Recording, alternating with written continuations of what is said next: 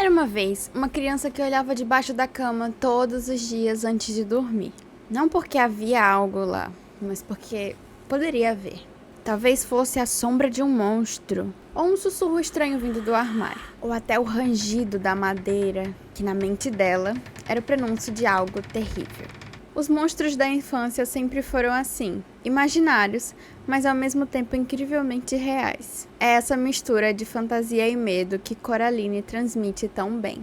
Mas e se eu te dissesse que os monstros não só são coisas da imaginação infantil? Algumas antigas histórias contavam sobre bruxas roubando crianças e espíritos disfarçados de entes queridos. Tudo para que os pequenos não se perdessem no bosque e ficassem longe do perigo. Coraline faz exatamente isso. A história pega a tradição dos contos sombrios e reinventa um pouco. É uma fábula que mistura o familiar e o estranho, o acolhedor com o assustador. Afinal de contas, muito mais assustador do que o monstro que te quer mal é um que te quer bem. O outro mundo, com a sua mãe, com olhos de botões, promete tudo o que falta no mundo real da Coraline. Diversão, um lar perfeito, mas como já diz o ditado popular, a perfeição é uma armadilha. Às vezes, aquilo que você mais quer pode ser o que te engole por inteiro. Coraline, no fim das contas, não é uma história apenas sobre enfrentar monstros. É uma história sobre reconhecer que, às vezes, os maiores perigos vêm das coisas que parecem boas demais para ser verdade. E, claro, sobre nunca confiar nos olhos de botão. Oi gente, eu me chamo Laura, mas por aqui vocês podem me chamar de Laures, e esse é mais um vídeo aqui desse canal. Provavelmente você sabe muito bem que eu tô vestida de Coraline, afinal de contas, esse é um filme super conhecido. Mas se você acha que é só isso, não é. Coraline é muito mais do que só um filme, foi uma história escrita em 2002 por Neil Gaiman. Eu sei que esse nome tá meio queimado por aí, mas a história não deixa de ser super encantadora e faz parte da infância de várias pessoas, inclusive da minha. Além do livro, existe uma graphic novel também, que é muito bem feita, mas vamos falar sobre o filme, que é um trabalho muito bem feito, de stop motion, e vocês que assistem um canal há mais tempo sabem que eu admiro bastante todos os trabalhos de stop motion, principalmente esses que tem uma vibe meio sombria, como A Noiva Cadáver e O Estranho Mundo de Jack, que eu já falei aqui, além de Frank e Winnie também. Então nada mais justo do que eu falar sobre Coraline. O filme foi produzido pelos estúdios Laika e é considerado uma das melhores obras de stop motion. Tudo começa quando a Coraline e os seus pais se mudam para uma nova casa, a Mansão Rosa. Com essa mudança, outras coisas também acabam mudando na vida da Coraline, uma vez que ela fica afastada dos seus melhores amigos e seus pais mudam completamente de tratamento com ela. Num lugar muito novo e cheio de possibilidades para serem exploradas, a Coraline fica tentada ao ver que seus pais não dão a mínima para o que ela faz ou deixa de fazer. Ela se sente cada vez mais desafiada por todas as possibilidades que existem naquele local.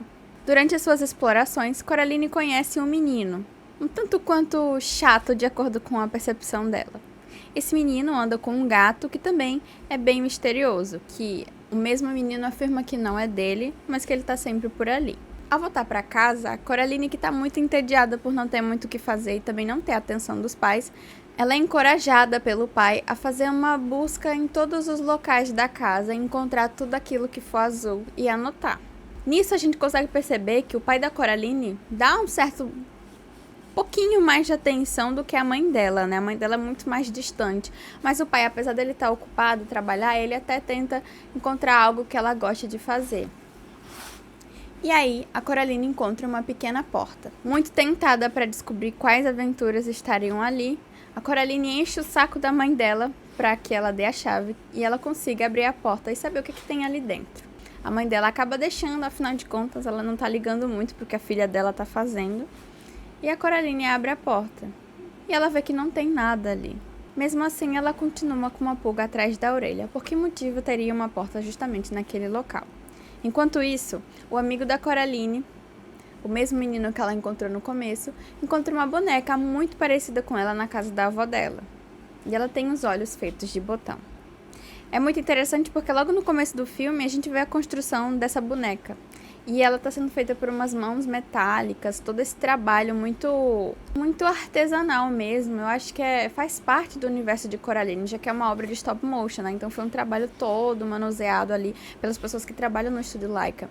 Então eles passaram isso de uma forma impecável por uma mão metálica, que meio que representa todo o trabalho que eles tiveram. E sobre a forma como os pais da Coraline lidam com ela, isso é bem interessante, porque uma das coisas que a gente pode entender nessa história é que ele é meio que um alerta para os pais tomarem cuidado com o que os filhos andam fazendo. E se você anda vendo as notícias por aí, deve ter visto o caso da série Adolescência, por exemplo, em que é basicamente uma coisa muito ruim acontece porque os pais não estavam supervisionando o filho da forma adequada. E isso é a mesma coisa que acontece em Coraline também. Ela vai se meter numa grande encrenca porque os pais dela não estavam dando atenção. É claro que eles estavam muito ocupados trabalhando, e isso é muito importante. Mas, no final das contas, os filhos são muito mais importantes que isso. E às vezes, pensando tanto no trabalho, em dar um sustento, uma vida melhor, os pais acabam esquecendo do mais importante mesmo. Quando a Coraline vai dormir, ainda tentada pela expectativa de abrir a porta, ela acorda com ratinhos mágicos andando até lá, e ela os segue. Mas nesse momento você não sabe se ela está sonhando, se isso está acontecendo de verdade. Ao chegar na porta secreta, a Coraline dá de frente com um túnel secreto e muito brilhante, o que faz com que ela fique tentada a entrar ali.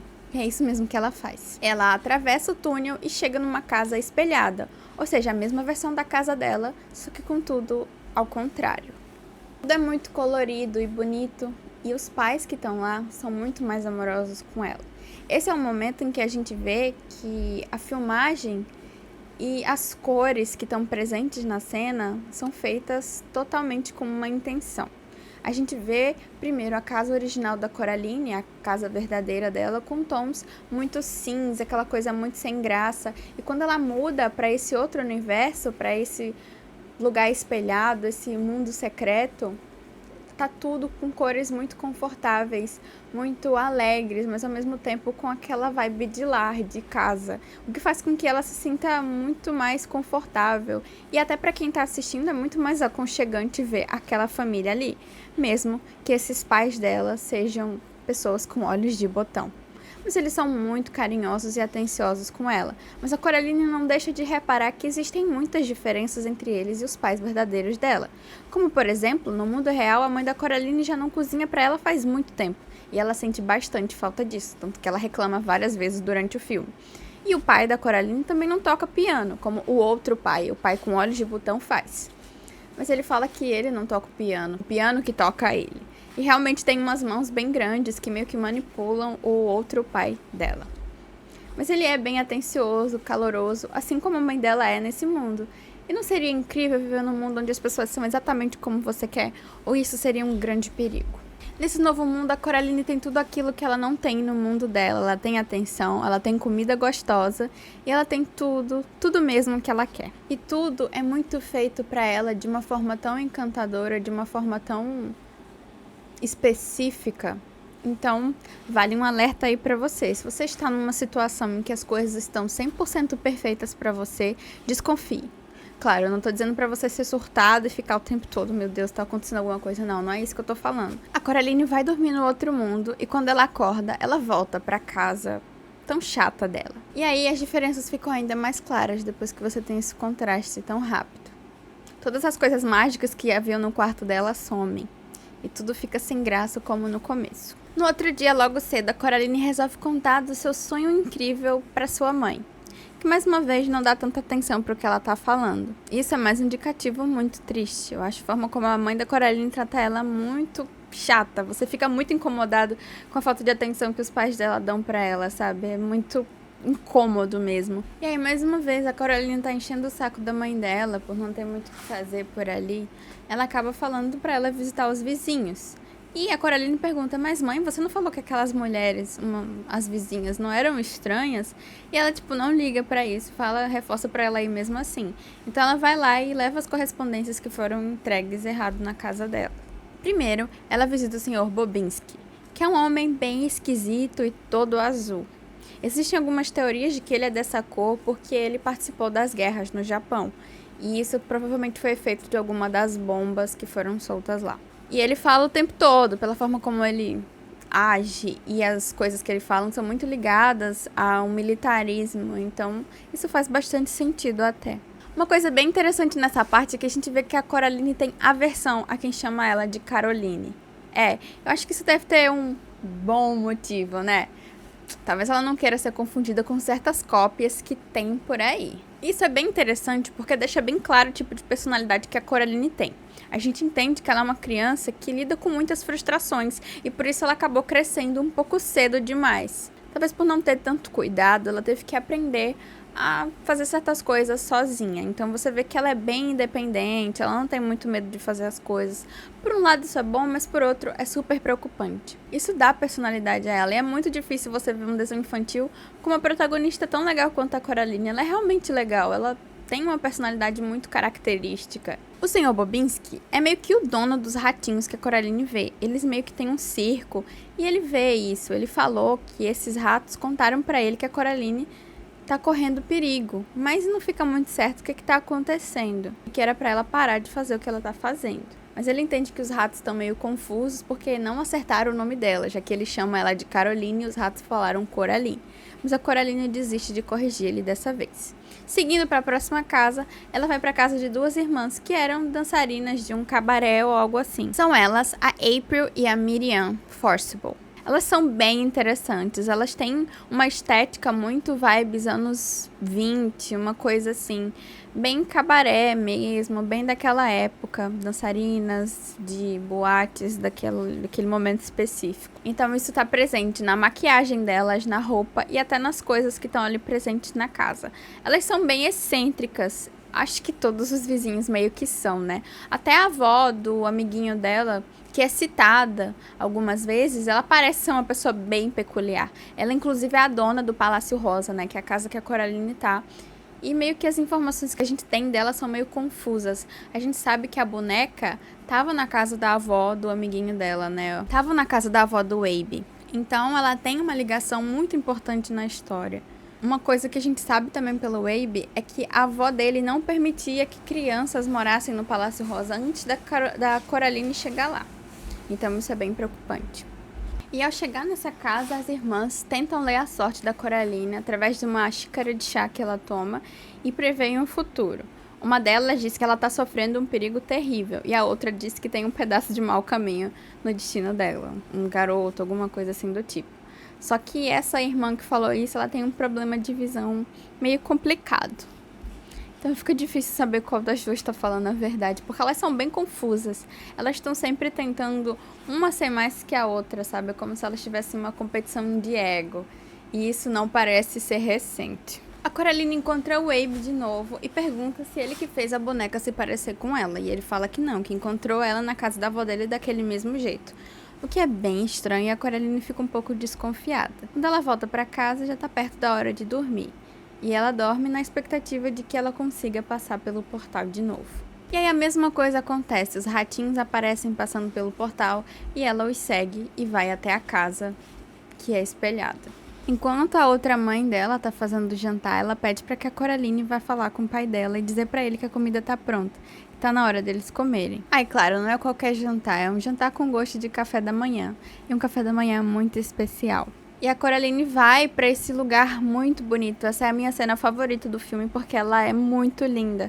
É um jardim que é com o rosto da Coraline e tudo brilha, as flores são mágicas, elas brincam com a Coraline, o pai dela canta. É realmente um espetáculo essa cena. Eu não faço a menor ideia de como eles fizeram isso com stop motion, mas caramba, eu admiro muito todo mundo que está envolvido nesse projeto. E aí eles comem o jantar, né, com preparação de café da manhã, e depois disso a outra mãe da Coraline mostra o amiguinho dela, o Abe, do outro mundo, que também tem olhos de botão e não fala. Ela vai junto com ele para casa do Sr. Bobinsky e lá tá acontecendo um espetáculo junto com os ratinhos e todos os vizinhos dali.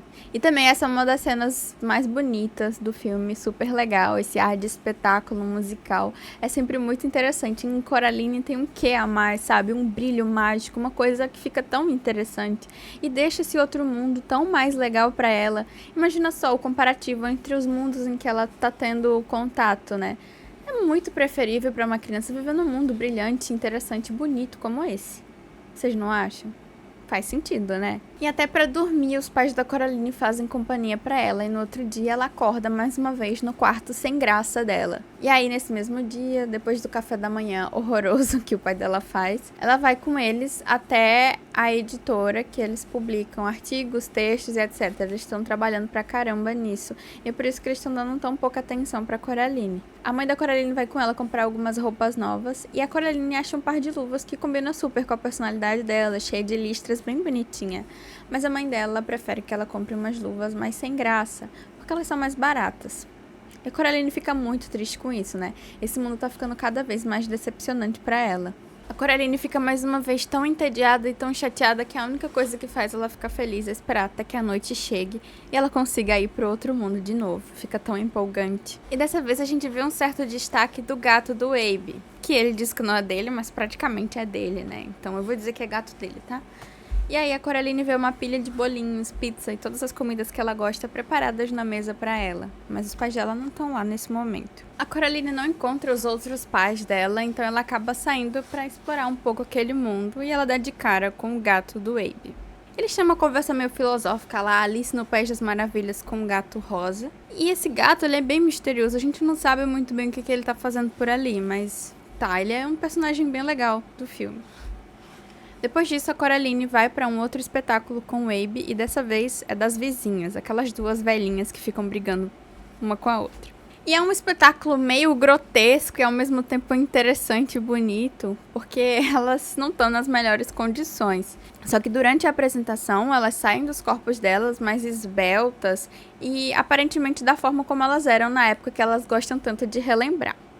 E a Coraline meio que entra ali na brincadeira e fica brincando com elas no trapézio e tal. É uma cena bem bonitinha. E mais uma vez a Coraline tá se divertindo, tá saindo do óbvio, do tédio da casa dela. Para ela tá tudo ótimo, até que ela volta pra casa. Tem mais um jantar incrível e a mãe dela oferece os botões. Ela fala pra ela que ela pode ter aquela vida pra sempre, desde que ela aceite trocar os olhos verdadeiros dela pelos olhos de botão. E a gente sabe que esses botões têm uma certa simbologia, né? Uma vez que a gente ouve muito que os olhos são a janela da alma. Então, será que é uma metáfora? Provavelmente sim, uma metáfora pra ela perder a alma, pra ela dar a alma pra mãe, a outra mãe dela. E aí a Coraline, nesse momento, ela tem um clique, né? Finalmente aconteceu a tal coisa que ruim, que naquele tempo todo ela não esperava. O tempo todo estava tudo muito bem, até que isso aconteceu. E aí ela tenta fugir deles. Ela se esconde no quarto, tenta fugir de qualquer forma, mas ela não consegue. E quando ela acorda no outro dia, ela continua no outro mundo. E aí ela tenta falar com o pai dela, pessoa que até no mundo real sempre ajuda ela e é mais compreensivo do que a mãe. Mas ele fala de um jeito muito estranho, parece que ele tá sendo manipulado. E aí a Coraline foge dele também, porque as coisas estão ficando muito estranhas. E mais uma vez ela encontra o gato. Ela tenta fugir dali junto com ele, mas ela acaba dando no lugar cheio de nada, todo branco, meio Matrix assim. E aí o gato morde um dos ratinhos mágicos e ele se transforma numa ratazana bem nojenta e feia. E a Coraline se assusta mais uma vez. As coisas estão começando a mudar nesse mundo, deixar de ser tão encantadoras e passam a ficar meio assustadoras, meio macabras, tanto que a própria Coraline não tá suportando mais ficar por ali. Então a gente percebe que o gato, ele funciona meio que como uma consciência da Coraline ou algo assim, alguém que tá ali pra proteger ela. Sem muitas alternativas, a Coraline acaba tendo que voltar pra dentro da outra casa. E a mãe dela oferece uns chocolates de besouro pra ela, que são meio nojentos. E a Coraline começa a ficar cada vez mais assustada, porque as coisas estão ficando bizarras pra ela. E a mãe dela, a outra mãe, se transforma em um monstro. E outra coisa interessante que a gente consegue ver é que no design, a gente sabe que as coisas mais redondas, mais circulares, elas são feitas dessa forma para trazer conforto, para serem agradáveis. E quando a outra mãe se transforma, ela fica muito mais delgada, fina e pontuda. Então isso muda completamente a atmosfera. Ela tinha o rosto da mãe dela, um rosto super familiar e fofinho, redondinho, assim como a mãe da Coraline é no desenho. Ela passa a ser uma figura muito mais incômoda, sabe? Ela representa muito mais uma figura de mal. E ela continua tendo alguns traços da mãe da Coraline, mas ao mesmo tempo mais macabra, sabe? Como as coisas do Vale da Estranheza, que a gente acha muito bizarro porque são muito parecidas com os humanos, mas ao mesmo tempo não são. Ela passa essa sensação, sabe? E aí, ficando presa lá, a Coraline conhece 3 crianças, ou melhor, o que restou dessas 3 crianças. E aí elas contam que passaram por um processo de manipulação muito parecido com o dela. Só que no caso dela, ela ainda tá viva e ainda pode fazer alguma coisa. E ela fica desesperada. É meio que uma sequência de várias coisas ruins acontecendo com ela e ela sem saber o que fazer. A Coraline consegue passar pela porta e quando ela volta, a porta não é mais brilhante e encantadora como a da primeira vez que ela passou. Ela tá cheia de aranhas, de ratos e poeira. Que é super nojenta, mas ela consegue voltar pro mundo dela. Só que quando ela volta, os pais dela não estão lá. E ela acha que eles devem ter saído pra fazer alguma coisa, a trabalho ou algo assim. Ela encontra o Abe e conversa um pouco com ele. Ela vê que o carro dos pais ainda tá lá, liga pra eles e não dá em nada. Então, meio que desesperada, ela vai falar com as vizinhas pra saber se elas sabem onde os pais dela estão. E aí, chegando lá, elas pegam vários doces e transformam eles num objetozinho que tem um círculo no meio. E elas dizem que aquilo vai ajudar ela, porque as duas discordam mais uma vez no que aquilo significa. E uma fala uma coisa, outra fala outra. E uma dessas coisas que elas dizem é que aquilo vai ajudar ela a encontrar perigos eminentes. E a Coraline fica com aquilo sem saber muito bem para que vai servir. E aí ela vai dormir sem que os pais dela tenham chego. E ela faz uns bonequinhos dos pais com as almofadas e dorme meio tristonha. Quando ela acorda, ela vai até o espelho e vê que os pais dela estão meio que congelados lá do outro lado. Então, ela sabe que para tirar eles dali, ela vai ter que voltar para o outro mundo. Ela pede ajuda do gato e ele vai junto com ela para o outro mundo e fala que a Belladonna, a outra mãe dela, agora revelada com esse nome, gosta de desafios. Então, se ela quiser os pais dela de volta, ela vai precisar fazer um desafio. E para salvar o que restou daquelas criancinhas também, ela precisa dos olhos delas.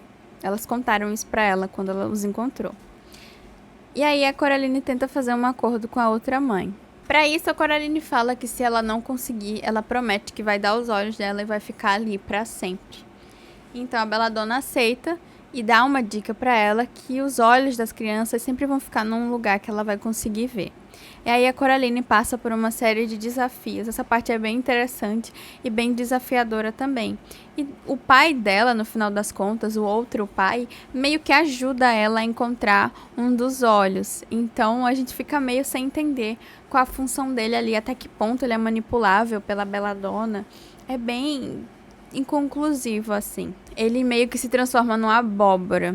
E para alguns estudos de bruxaria ou algo do tipo, a abóbora está muito relacionada a isso, né? Então é como se fosse um indicativo de que ele é um feitiço ou algo assim. E nesse momento em que ela encontra os olhos, a gente vê que todas aquelas coisas encantadas e que atraíam tanto a Coraline se tornam os piores pesadelos dela, se tornam coisas bizarras, macabras e extremamente assustadoras, tirando todo o brilho que elas já tiveram em algum momento. O Sr. Bobinski daquele mundo vira um amontoado de ratos que fica repetindo as mesmas coisas de uma forma muito mecânica, como se fosse um robô quase. E as senhoritas Forcible, elas ficam na forma de... não sei explicar bem, mas são duas bonecas, uma rosa e outra verde, que também ficam repetindo as mesmas coisas e não parecem nem um pouco com elas. Então a gente também não consegue entender que tipo de coisa elas são ali naquele mundo. Algumas são amontoadas de rato e outras não. A Coraline consegue encontrar todos os olhos das crianças e volta até a Belladonna, e dessa vez ela tá ainda mais delgada e bem afiada mesmo, e o formato dela agora é bem metálico, você consegue ouvir o barulho do metal quando ela se mexe. Tá bem mais assustadora, mais esquisita, mais troncha, sabe? E a Coraline, ela usou, né, aquele negocinho com buraco que as irmãs Forcible fizeram pra ela. E dessa vez a Belladonna pega e fica com ela. E a Coraline vem pra confrontar ela e falar: quero os meus pais de volta. E ela diz que ela vai precisar daquilo, só que ela tá com ele. E a Coraline sabe que eles estão trancados na porta. A Coraline tem uma luta bem corporal com a Belladonna e acaba precisando ter que jogar o gatinho nela, coitado. E ela consegue fugir com muito trabalho e quando ela volta, os pais dela estão de volta, mas estão cobertos de neve. Só que eles agem como se não soubessem o que aconteceu, então fica meio confuso. A Coraline tá muito feliz e acha que já tá tudo resolvido. Os pais dela colocam ela pra dormir, dessa vez eles estão dando bem mais atenção pra ela. Ela conversa com o gato e devolve os olhos das crianças. Só que eles falam pra ela que ela ainda tá correndo muito perigo. Mas eles finalmente têm um descanso eterno e as suas almas são libertadas. Aí, quando os pais da Coraline voltam, a mãe dela compra as luvas que ela tanto queria, então ela tá bem mais feliz, porque os pais dela estão dando muito mais atenção. E também porque o trabalho deles deu certo. Então a Coraline se dá conta de que ela ainda tá com a chave, precisa sumir com aquela chave para que a Belladonna não seja mais um perigo para ela. Ela resolve sair à noite para fazer isso, e enquanto ela tá indo jogar fora a chave, a mão da Belladonna vai perseguindo ela como se fosse uma aranha mecânica.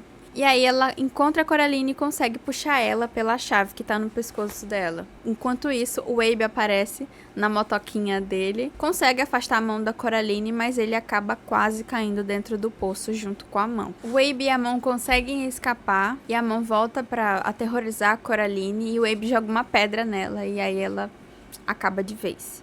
E aí eles juntam a pedra com a mão amassada e a chave e jogam no poço. E finalmente, parece que tá tudo bem agora. No dia seguinte, o dia tá incrível. Os pais da Coraline estão trabalhando no jardim que ela sempre quis que eles fizessem.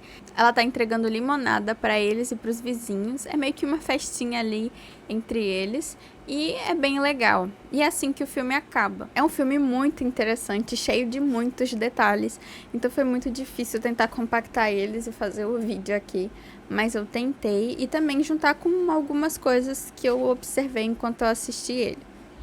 Dá pra tirar muitas teorias dessa história. Bom, uma coisa que não é uma teoria é o fato de que a Belladonna é realmente um elemento folclórico, uma coisa que existe na cultura inglesa, britânica ali. Elas são figuras que deveriam proteger a natureza, que são criadas, né? São uma espécie de seres míticos que existem para manter o equilíbrio da natureza e que elas são prejudiciais para humanos que tentam fazer mal para o meio ambiente daquele lugar em que elas estão inseridas. Então faz sentido isso porque a Coraline tá numa casa que fica bem na floresta mesmo. A gente vê que a avó do Abe, mesmo que ela não aparece, ela sabe disso, né? Porque a irmã dela era uma daquelas crianças, então ela sabe que tem alguma coisa de errado ali. Mas a gente não sabe se ela tá demente, muito idosa, para ter permitido isso acontecer de novo. Alguma coisa deve ter acontecido. E também não faz sentido a Belladonna, pelo histórico que ela tem como mito, tentar fazer isso com crianças, mas a gente sabe que a força dela vem das almas dessas crianças, né? O que mantém todo aquele mundo imaginário, aquele mundo encantado que ela faz, vem da força da alma das crianças. E a gente vê que ela tá um pouco fraca, né? Que precisa de alguma coisa, que por isso que não tá dando tão certo assim. Se ela tivesse na sua força completa, ela provavelmente tinha conseguido fazer com que a Coraline desse seus olhos para ela e o final não seria o mesmo. Existem muitas teorias também de que o final não foi feliz e que isso era mais uma ilusão da Belladonna para Coraline. E também tem outra teoria que fala que como a Coraline só atravessou a porta 2 vezes, ela nunca voltou para o mundo real e que complementa a teoria de que o final também não foi feliz. Bom, eu não sei qual é a verdade, eu não sei o que vocês acham, me digam aí. Vocês já assistiram Coraline? Vocês acreditam em qual teoria? Eu mesma acho muito interessante, adoro filmes que fazem você pensar e criar mil ideias sobre o que pode ou não pode ter acontecido. Eu prefiro acreditar que deu tudo certo, que a Coraline tá muito bem hoje em dia. Mas claro que gera aquele gostinho meio ácido, meio... e se? Será que aconteceu isso? Será que aconteceu aquilo? São muitas as ideias. E também a moral dessa história, né? Como eu falei, que as coisas mais bonitas, mais interessantes e que mais nos agradam podem ser aquelas que vão nos dar o maior golpe. Então é isso, galera. Vamos ficar atentos com as coisas. E pais também fiquem atentos às suas crianças. É isso, um beijo e até o próximo vídeo.